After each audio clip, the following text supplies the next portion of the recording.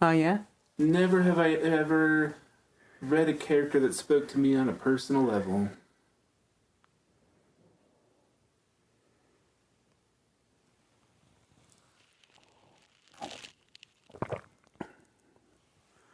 Michael J. Sullivan's Age of Swords. Never thought it was possible. Dang.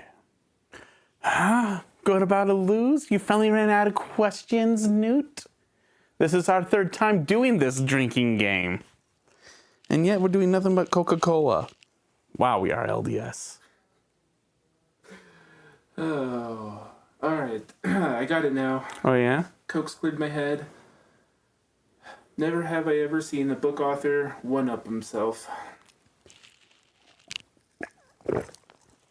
This is Farilane.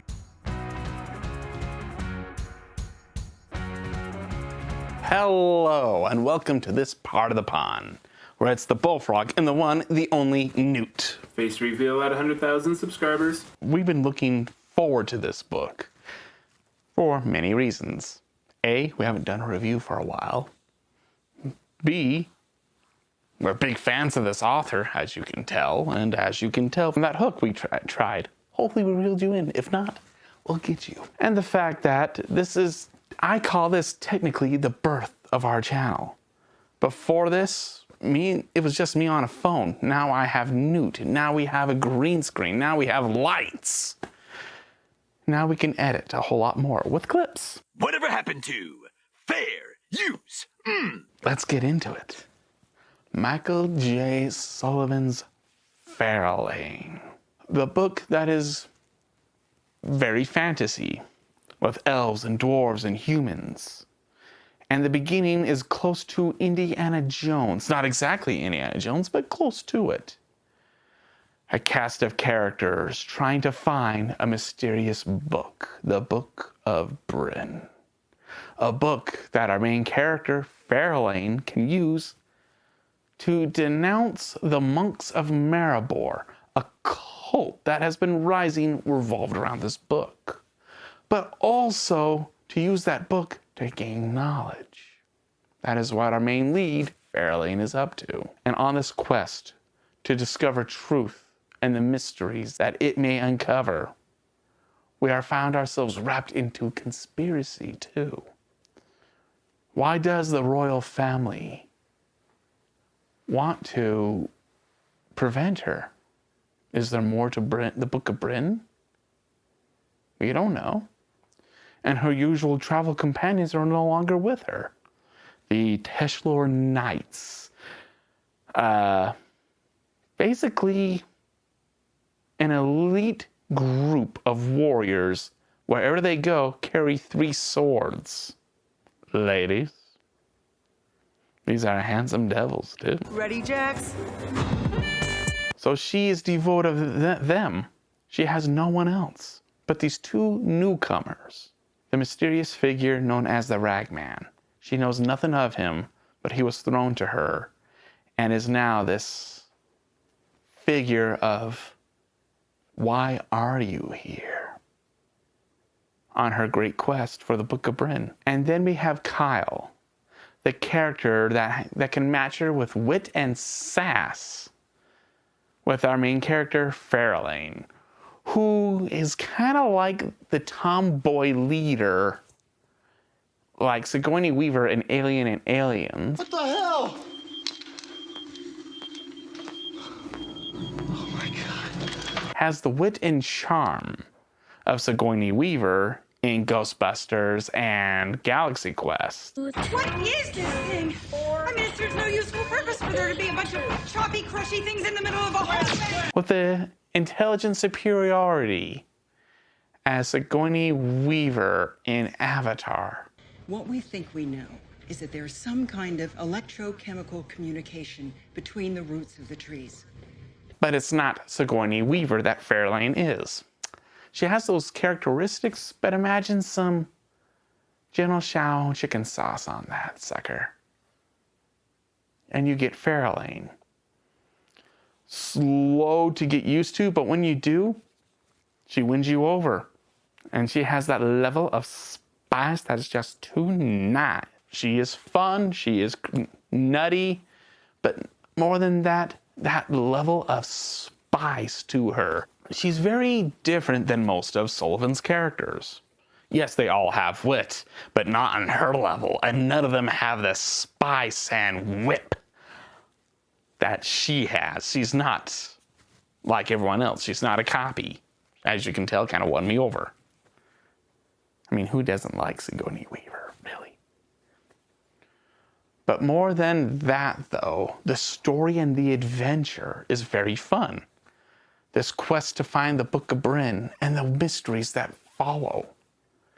Where does this lead? Where does this go? You may say it's a little predictable, because Sullivan purposely wrote it like that. He wants these factors to be predictable, because when that ending hits you, it hits you hard. Kind of like this. Oh, wow! Wow! It's a fun book. This is not a summer read like Right Here in Revelations. This is like his other books, Legends of the First Empire. There's something bigger and grandeur with his work here. And there is. And this trilogy, The Rise and Fall, is very different than these other two works. Because these books are not following a linear story. You could read them as is. Actually, the book author encourages you to do that, which puts us into a unique bit. That ending that I mentioned that hits hard, very hard, is very unique. This ending shows off what Sullivan is trying to do. You could read the trilogy out of order. You can read 2, 1, or 3, or 3, 1, and 2, or 1, 2, 3, 3, 2, 1. Any way you want it. That's what I'm aiming for. And he's meaning that not for this trilogy, we're waiting on book 3, that's not till next year, but that's for everything. Rhaenyra Revelations, Legends of the First Empire, Rhaenyra Chronicles. He wants you to read these books out of order. These series are meant to be mixed and matched.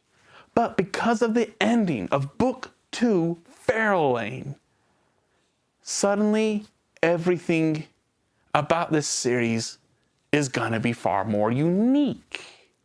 Well, you can go Rhaenyra Revelations and its prequel, the Chronicles,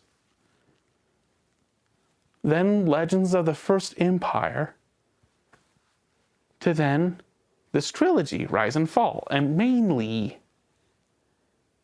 Farilane. That ending will hit hard. It'll be an emotional knife at your heart on how brutal that ending will be. What if we do Legends of the First Empire, Rise and Fall, and then the Rhaenyra books, both of them. You'll be inspired to reread that book.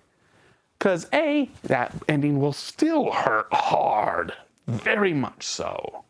But then you'll be rereading it again because you want to go, what the heck did I just read?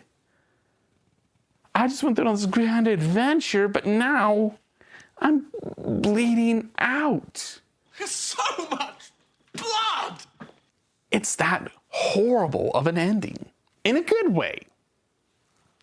Or you can go the trilogy, Rise and Fall, Legends of the First Empire, and Rhaenyra. Or that trilogy, Rhaenyra, then the Legends books. But that ending, if you read that first, and you go through all that stuff, again, you'll be wanting to rereading that, but B, you'll be trying to understand why did that happen? Why did that ending have to be? It'll hit you with a question mark. This is what Sullivan's trying to do. He wants you, the reader, to have control of these books.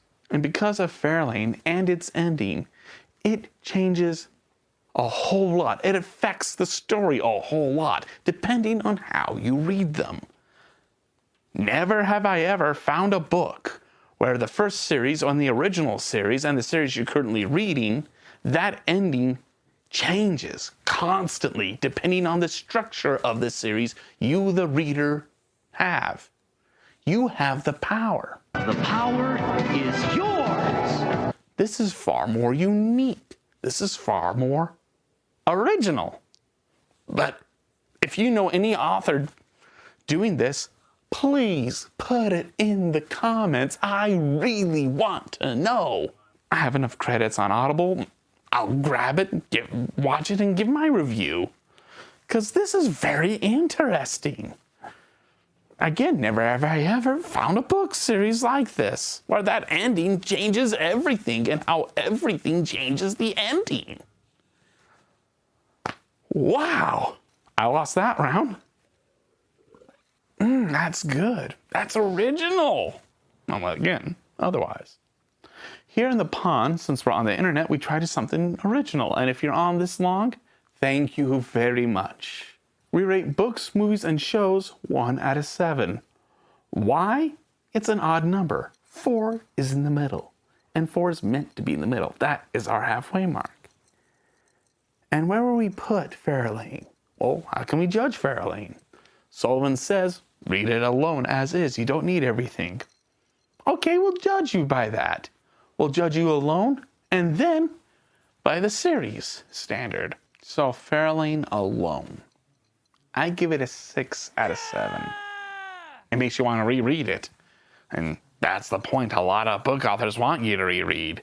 Showrunners and movie writers, learn. This is what we want. It's not the box office. It's the rewatch. That's what you should be aiming for. Sorry. There's a reason why there's bull and bullfrog, but this is not for horns. This is for reviewing. It's a 6. Not bad, but yet effective. I love it. But now if we put it in series, it's a potential 7. I mean it. And why a potential 7, not exactly a 7? Because that is what I call box office syndrome. First time you watch it, it's amazing, it's great. Second time you go, what the heck did I watch? Third time, it's not that good anymore. Avatar. So, that's why we wait an entire year. But if you want that 7, Sullivan, we have to have the full trilogy. I think that will fit more, which thankfully is going to be also next year. Unless something happens with the editing for the next book, we'll have next year. And until then, this is the Bullfrog and the Newt signing out. Whoever wrote this episode should die!